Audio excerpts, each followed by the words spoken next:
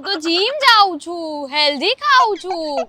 મોર કડા કરે ને એમ કડા કરે છે સાહેબ સમોસા જોઈને.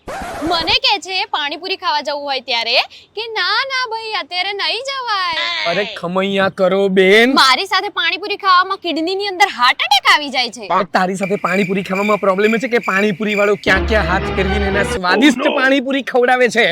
તને ખબર છે આ સમોસા કઈ રીતે બન્યા છે? કઈ રીતે બન્યા છે? જો મારી મમ્મીએ છે ને ઘરે આ સમોસા બનાવ્યા છે, એ પણ તિરુપતિ એડિબલ ઓઇલમાં.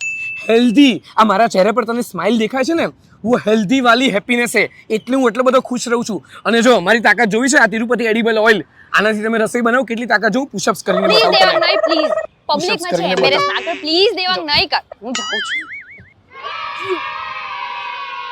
હેલ્ધી ખાઉં છું એટલે હેપી રહું છું. હેલ્ધી વાલી હેપીનેસ.